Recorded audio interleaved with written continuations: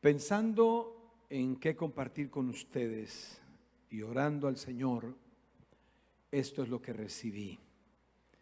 Algo que titulo 5 responsabilidades. ¿Cómo titulo el tema de hoy? ¿Puede decirlo más fuerte? 5 responsabilidades. Muy bien. Este tema nace porque hace años, hace muchos años, yo me senté a escuchar a una persona a quien admiro enormemente. Él es un predicador, es un hombre de negocios y lo conocí por el año 94. Desde que lo escuché la primera vez, generó un impacto en mi vida y me ha enseñado mucho. Entonces, una de tantas veces que lo he escuchado, por primera vez en la vida, yo le escuché esta frase a él, este pensamiento que dice así: la madurez no viene con la edad. Cuando yo escuché eso dije, wow, siempre me enseñaron que espere que tenga los 18 para que madure, decían, para que la persona tenga madurez. Y ese señor dijo, la madurez no viene con la edad. Entonces yo dije, ¿y con qué viene entonces?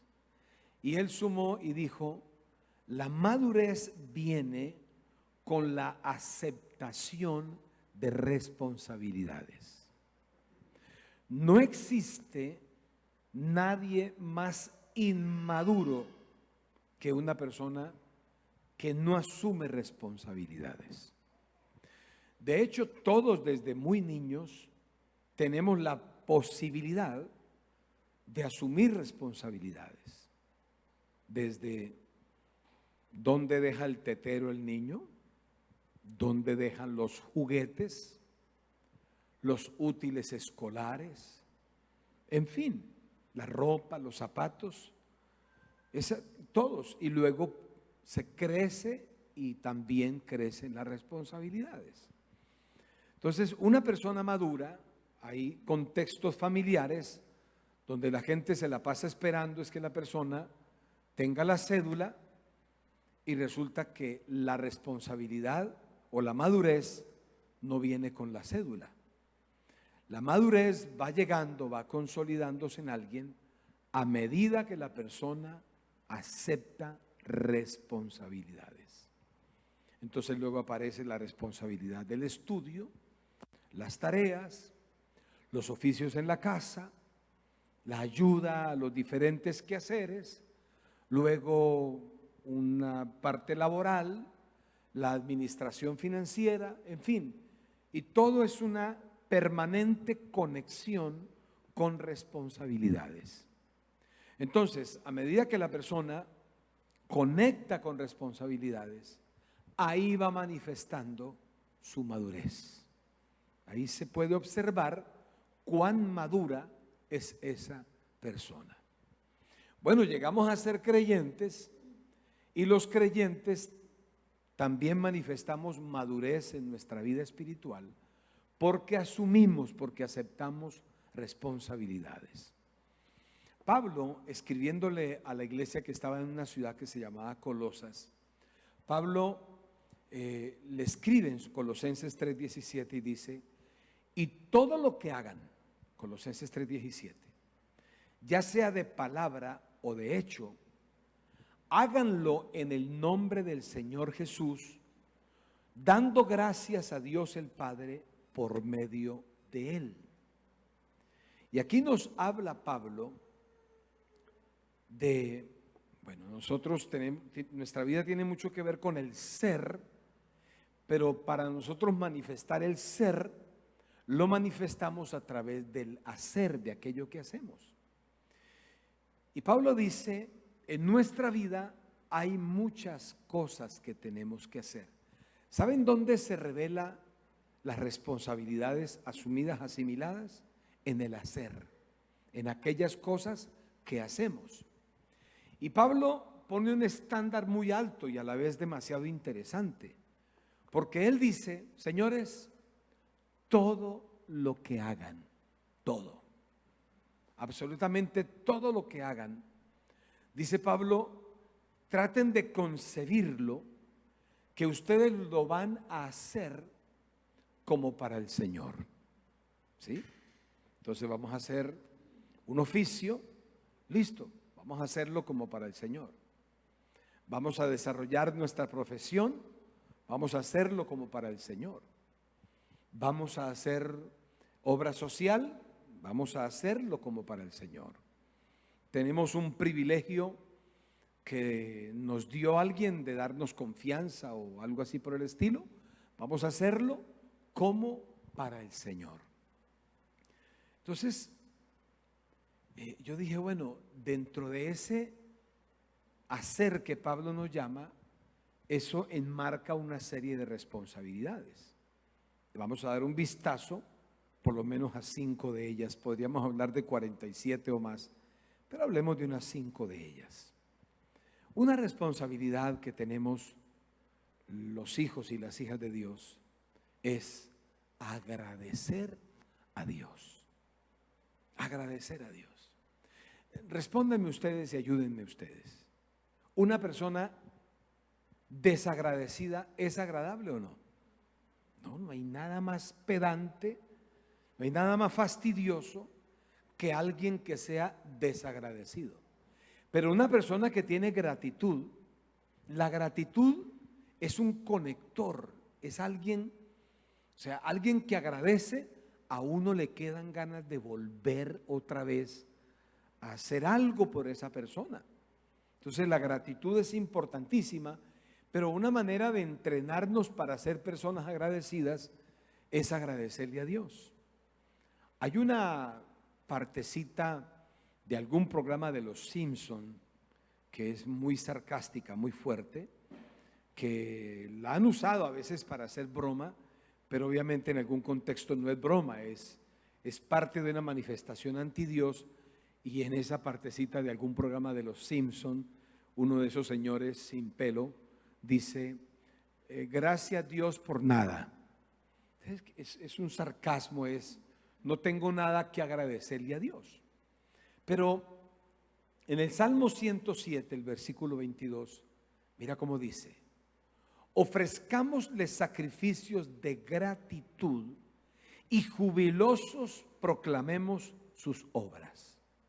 Pero hay un llamado, no solo en ese salmo, a lo largo y ancho de las Escrituras, hay un permanente llamado a cada uno de nosotros a ser personas agradecidas.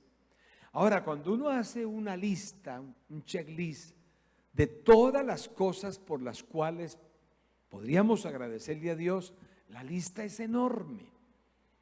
Desde darnos la vida, la posibilidad de respirar, de caminar, de pensar, de conectar, de tener ideas, de poder tener un plato de comida en la mesa, una ropa para ponernos, un calzado para estar calzado en nuestro pie, una cama donde descansar, un techo bajo el cual vivir, las oportunidades que tenemos a diario, cada semana, el clima, la lluvia, el aire, ¿verdad? Tantas cosas que nosotros podemos disfrutar y que no pagamos nada, y aquellas que hemos recibido de Él, como la salvación, habernos dejado su palabra, haber dejado al Espíritu Santo, darnos sabiduría. Hay tantas cosas por las cuales agradecer a Dios.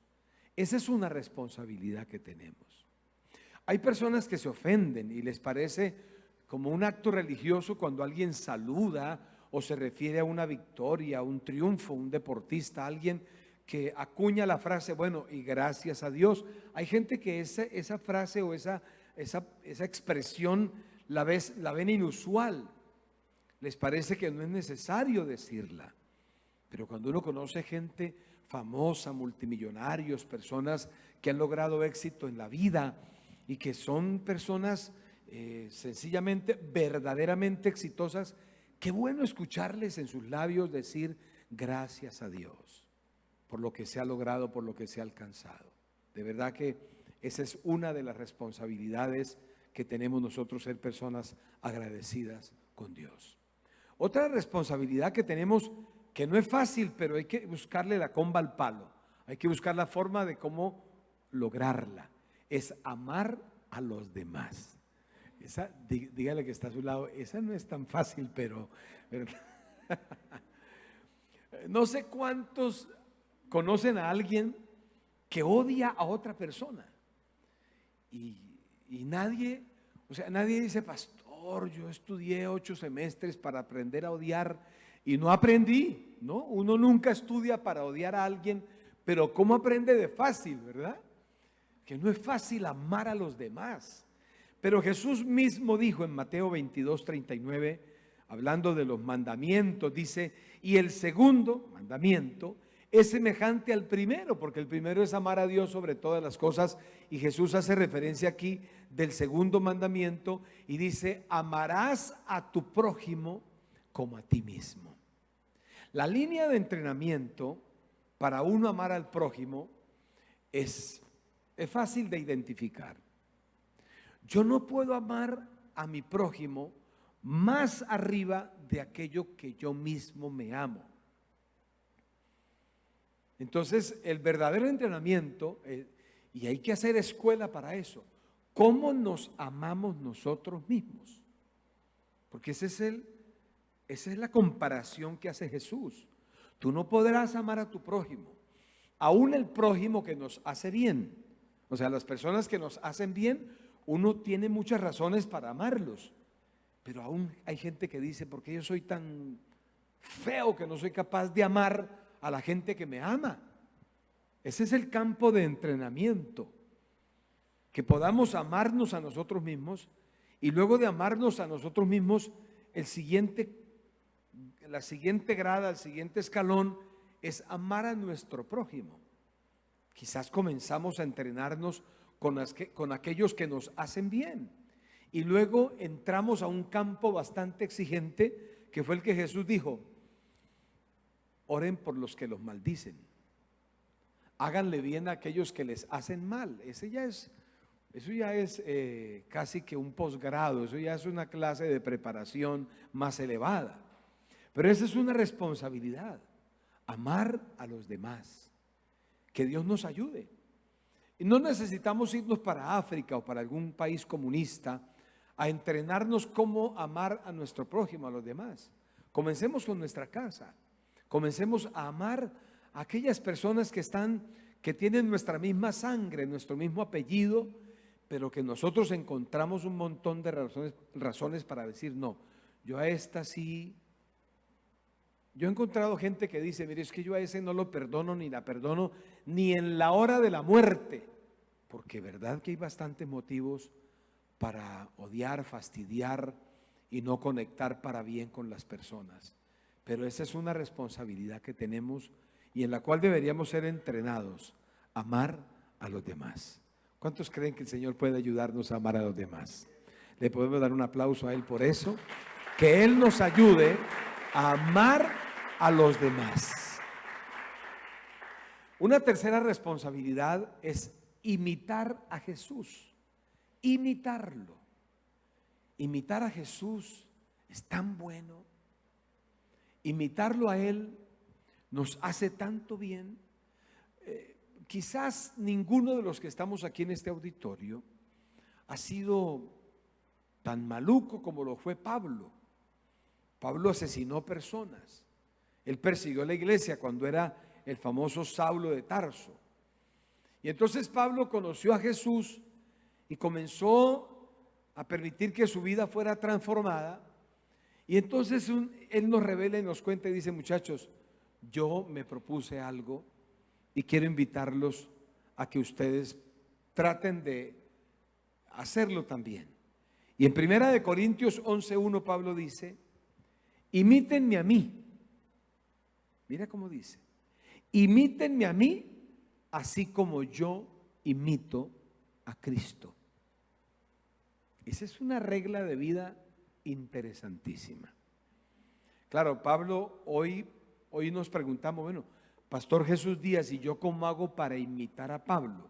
Bueno, pues lee Hechos de los Apóstoles, todas las metidas de pata que tuvo Pablo y luego las 14 epístolas que él escribió donde él reconoce su cantidad de errores. Dice, miserable de mí que lo que no quiero hacer, eso hago. Pero dice, ahora todo lo puedo en la fe del Hijo de Dios.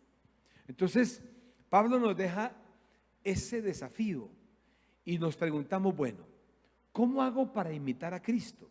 Señores, imitar a Cristo es procurar vivir una vida pensando en cada decisión que nosotros vamos a tomar, ¿qué haría Jesús frente a cada una de esas eventualidades?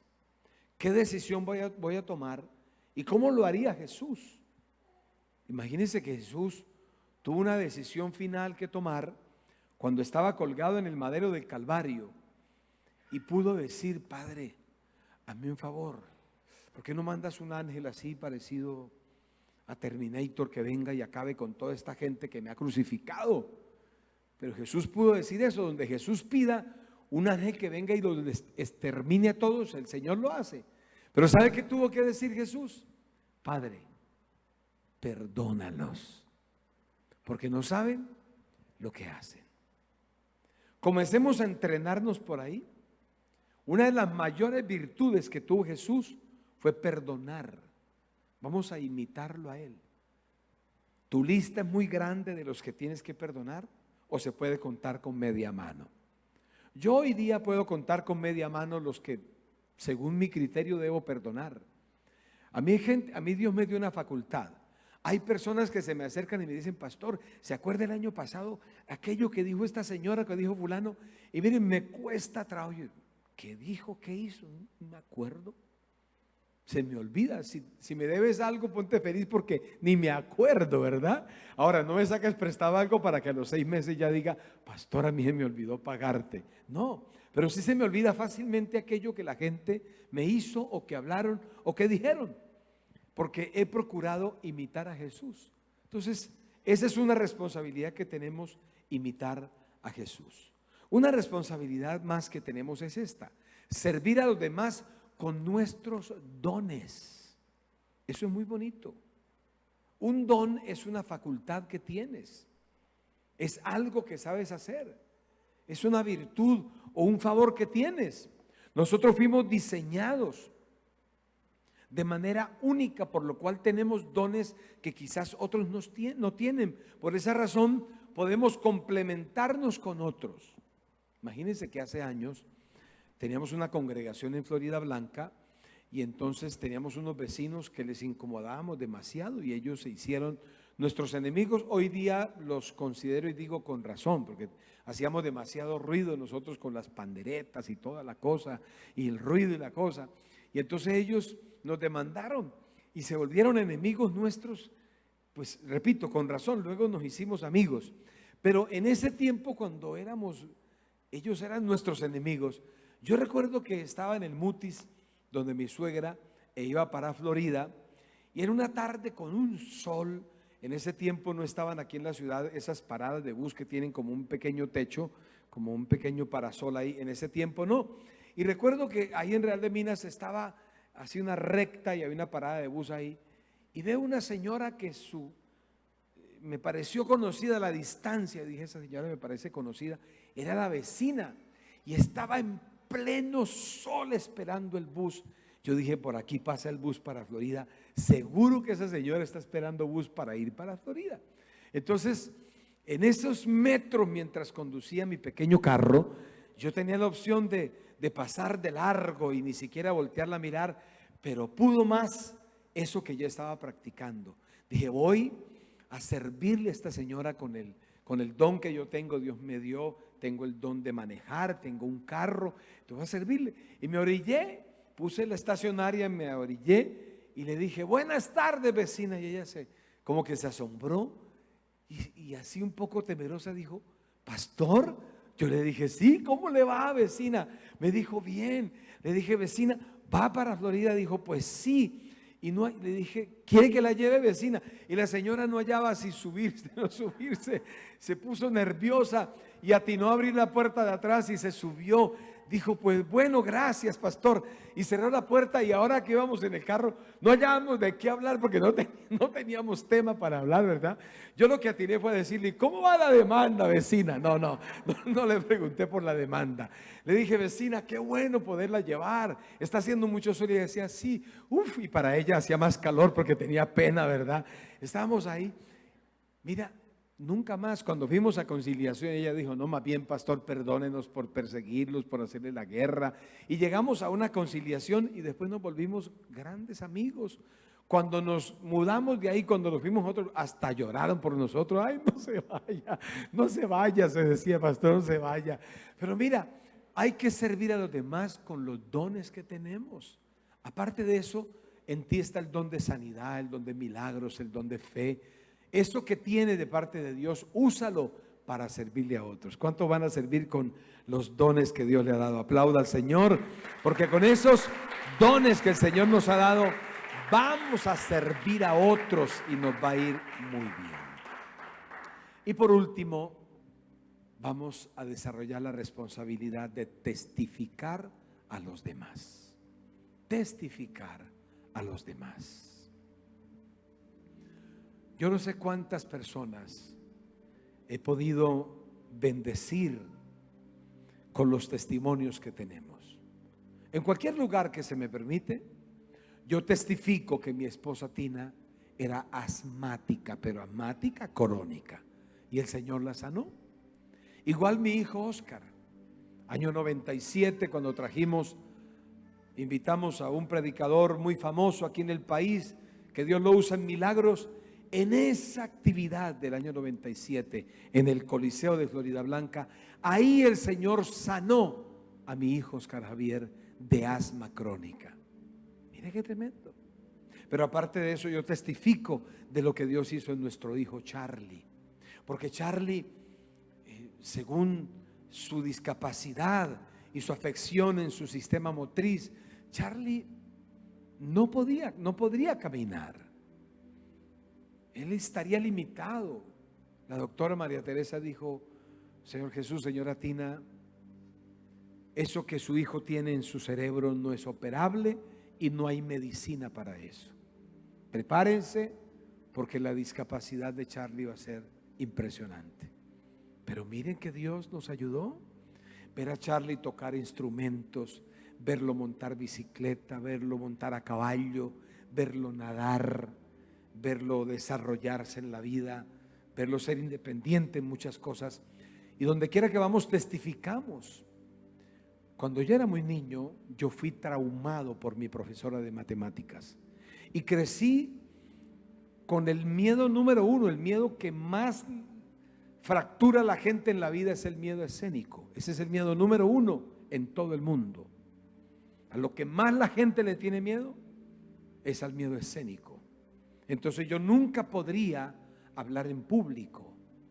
Cuando yo hablaba con alguien, a mí las manos me sudaban. A mí se me olvidaba lo que no podía coordinar las ideas por el miedo que le tenía a la gente.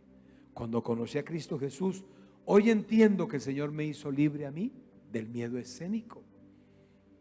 Hoy el Señor me ha permitido hablar en radio, en televisión, en estadios, en universidades, en colegios, en empresas, en iglesias, en grandes congresos, en eventos, en muchos lugares. El miedo escénico se fue. De lo que menos tengo hoy es miedo escénico. Puedo hablarle a la gente de cualquier tema con propiedad. Puedo hablar de las Escrituras, hablar de Jesús. Entonces, donde quiera que voy, puedo testificar de Jesús. Esas 5 responsabilidades y otras más. Lo más emocionante de esto es que el Espíritu Santo está con nosotros para ayudarnos a caminar a cabalidad y con excelencia en cada una de esas responsabilidades, siendo lo más efectivos posibles. Y claro está que vamos a tener resultados contundentes. ¿Ustedes lo creen? ¿De verdad lo creen? Dale un aplauso al Señor de gratitud, porque Él nos ayudará a caminar exitosamente el resto de nuestra vida. Señor, gracias por estar con nosotros. Tu palabra nos enseña que has hecho de nosotros personas útiles. Si no estuviéramos contigo, seríamos inútiles para la vida. Pero como tú estás, a través tuyo, con tu ayuda, somos gente útil, gente bendecida. Gracias, porque contigo, Señor, vamos a caminar en esas y otras responsabilidades de manera eficaz. Esto lo creemos en el nombre de Jesús. Amén. Despedimos a nuestros amigos con un fuertísimo aplauso, dándole gracias al Señor.